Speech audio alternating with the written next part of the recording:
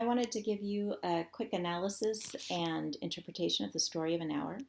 And while I do this, I want to show you some of the short story parts, as well as discuss the plot specifically and how it leads to a particular interpretation that I'm hoping that you picked up.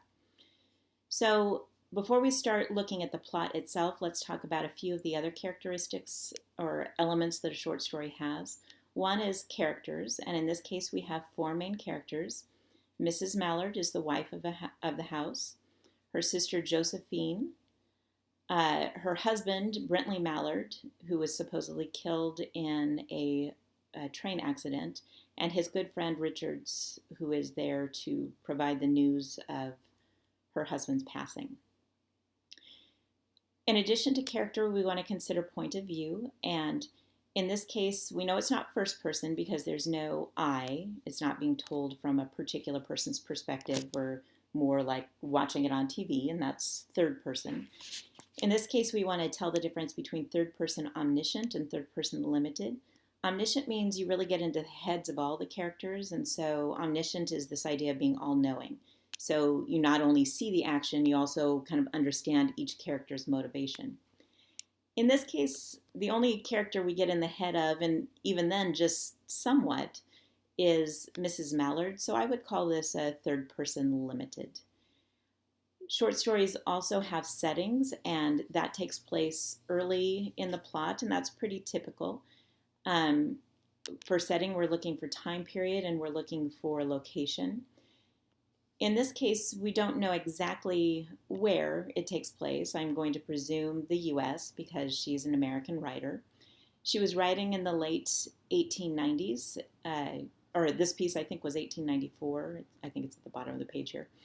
But, so I can think a few things and should think a few things about that time period. In the late 1890s, I know that communication is not rapid. Most people don't have phones in their home at this time. People don't have cars at this time. Most major travel is going to be done by train as it's being done here, and shorter travel would be done usually with horse and carriage or by foot, maybe by bicycle, but not really. People used more horses at that time period. I also know a little bit about the culture, and in this case,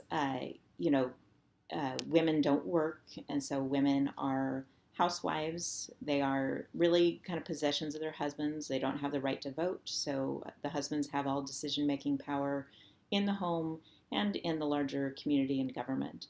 And marriage at this time period isn't necessarily an act of love, and it doesn't mean that they're loveless, but marriage is just seen differently in this time period. Marriage is a necessity. Marriage is a way that we build communities and build families, and it is the structure that is seen as the correct structure for a family situation.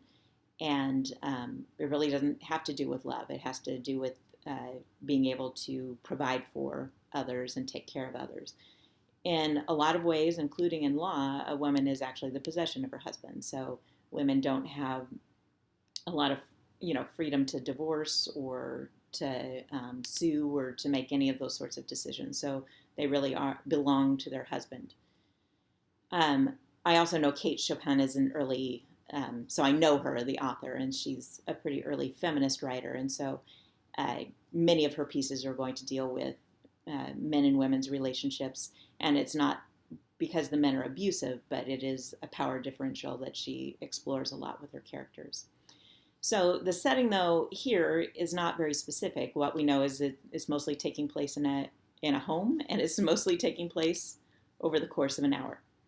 And so let's take a look at the plot. There's a lot of pieces we could delineate, but I'll focus on exposition, rising action, the climax or turning point, and the falling action. And in a short story, this is kind of like falling off a cliff. So generally it builds, and when you get to the turning point or climax event, that's where there's a big shift, and at that point, the story often quickly resolves. And in this case, it resolves within a few sentences, so this one's particularly compressed. So let's kind of follow along the plot a little bit. So in the exposition, we talked a bit about the setting. We get a bit of foreshadowing in the very first sentence. Knowing that Mrs. Mallard was afflicted with heart trouble, great care was taken to break to her as gently as possible the news of her husband's death. So we have a hint here that she has heart trouble. We also are introduced to the problem of this story, or the big conflict that we're going to be dealing with in this story, which is her husband's death.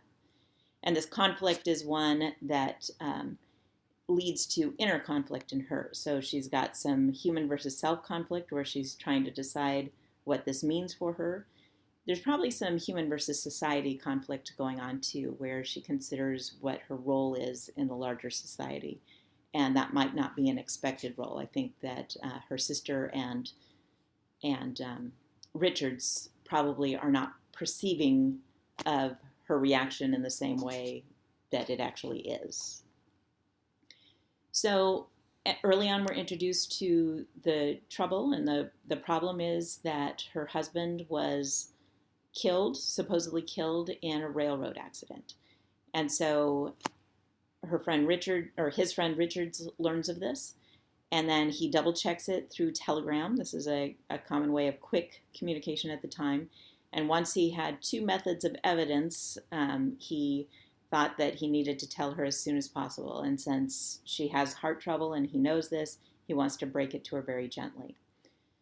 So he does, and she reacts as you would expect a wife to react. She wept at once into her sister's arms. She has grief. These are the things that we're expecting as a reaction from someone who just learned that their spouse had died. And so there's nothing surprising to Josephine or to Richards at this point. She leaves and goes into another room to grieve, and no one follows her, and that's okay. They're accepting of this, that she might need some private time to grieve.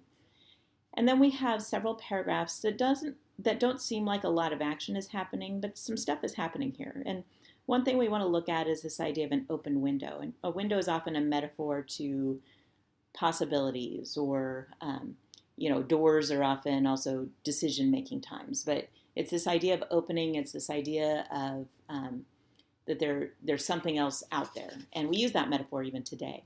So we have open window, we have open square. So we are seeing this idea of opening. And so here she is, and it's just describing a scene, and it's the scene outside. And the scene outside is alive around her. It's spring life. And so all she's doing is describing kind of the outdoors and the sounds and the sights that she's taking in by looking out this window. Something she probably doesn't do normally in her day as a housewife. She's busily, cooking meals and cleaning, and so she doesn't always take the time to look out and see what the possibilities are. It's not necessary to look out and see what the possibilities are because she doesn't get to choose things for herself. So she's just noticing these right now. It says she's young, so this also lets us know that this is, she's married and maybe has been married for some time, but she's not an old woman. She's a woman who has life ahead of her, and so we might consider that as she starts changing her attitudes. Right now, she's just kind of in a stupor or a trance. There's a dull stare in her eyes. She's just looking out. Nothing's really happening, and she's not really thinking anything. It says there's a suspension of intelligent thought. She's just feeling. She's just being in the moment. And then it says there was something coming to her, and she was waiting for it fearfully. So as she's just taking things in, she does feel change within her, and this change is something that she is fearing. And so that's interesting because she's not, again, used to necessarily having her own thoughts or having her own possibilities. And this is something that sort of scares her because she's not supposed to have these things. And so she waits for it. And she's felt this feeling starting to possess her, which is interesting because it's kind of taking over her body and soul here. And first she's resisting it, but then she lets herself go. She abandons herself to it. And when she does, what comes out is free, free, free. That's really key, those word choices there. Free. And now she no longer has this vacant stare, and now she no longer feels terror. Now her eyes are keen and bright. So it's almost like, not only did something come to her and take over her mind and body, but it gave her kind of a sharper vision, a clearer vision of what's ahead. And what happens is she doesn't stop. She's feeling warm blood. She's relaxed, like this is a good feeling for her. And she does not stop to ask if it were or were not monstrous joy that held her. Interesting word choice. She's not scared. In fact, she's feeling good, and not just a little good, monstrous joy. So she's feeling just all of this possibility, and it's making her very happy. And then she reflects on this moment. She knew she would weep again when she saw the kind, tender hands folded in death. So when she sees her husband, and kind and tender suggest he's not mean or abusive to her. So she's going to feel badly when she sees the actual thing. She's going to grieve again. She recognizes that he always looked at her with love. But, and that's a nice transition here. So we're still building action. This is not a super active thing, but we're seeing a lot of change in her. So rising action here. But she saw beyond the bitter moment a long procession of years to come that would belong to her absolutely. And she opened and spread her arms out to them in welcome. So she looks ahead and she sees her life as her own, and she welcomes that. She is open to that. And so she's not scared of being alone. She's kind of excited about the idea of being alone and being able to make her own decisions. And she continues on this thought. There would be no one to live for during those coming years. She would live for herself. She doesn't have to get married to someone. You know, he probably has enough money that she can still live comfortably, which is a luxury and for her in this day. But she can live for herself. No powerful will bending hers. So she doesn't have to do what her husband asks, live where he wants to live, have children or not have children or whatever. She can be her own. And then she keeps reflecting, and yet she had loved him sometimes. Often she had not. So as she reflects, she's kind of recognizing what this relationship is. Yes, she loved him. But a lot of times she just was his wife. She was being dutiful. So it wasn't a passion that held them together. It was sort of a friendship, sort of not even that, because it's not very unequal. So it's amicable, but not passionate. And so she keeps on this line, free, body and soul free. Physically, she's free to do what she wants and move about as she wants. And internally, she suddenly can do as she thinks is right for herself. Her sister comes and knocks on the door, worried about her because it's been quiet in there for some time, and she does have a heart condition after all, so we have kind of still rising action. And she says, go away, I'm not making myself ill. And then in her head she says, no. She was drinking in the very elixir of life through that open window. So she is just intoxicated with this possibility of what's outside this open window. Her fancy was running riot along those days ahead of her, spring days and summer days, all sorts of days that would be her own.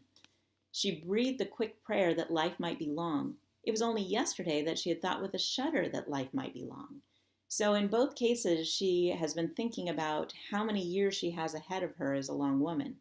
Today, with the possibility of living her own life, she prays that she's going to live to be very old.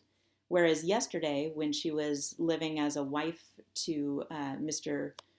Mallard, she was worried about the decades ahead of just living this every day.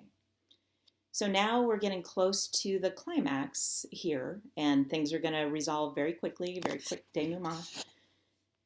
She opens the doors because her sister's pounding, and they head downstairs, and as they're heading downstairs, someone's opening the front door with a key. So this would have to be someone who owns a key to the house.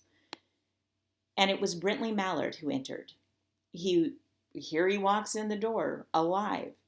He has his briefcase and his umbrella. He was far away from the accident. He didn't know there had been an accident. Again, this is really easy to happen. The communications aren't clear or quick during this time period. So someone made a mistake and thought he was on that particular train. He was not on that particular train.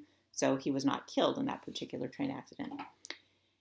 And he walks in, Josephine screams, and Richards tries to jump ahead of him because he's worried that his wife is going to be overwhelmed at the sight of her living husband. He's right, but not in the way he thinks. Richards was too late. When the doctors came, they said she had died of heart disease. We were foreshadowed that earlier on. She did probably have a heart attack.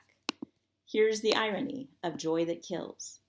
From everyone else's perspective, knowing she had a heart condition and knowing that it would be overwhelming to see your loved one alive, they felt like her joy of seeing her husband alive is what gave her a heart attack. But we know something different from reading how she was feeling during this time period and what her reflections were. We know that her joy was this idea of having her own life, and her joy was killed when her husband came back in. So her heart disease, her heart attack likely came because this possibility was now cut off to her and she didn't have the will to live anymore. So I hope that kind of helps you see the plot as well as the meaning of this particular story.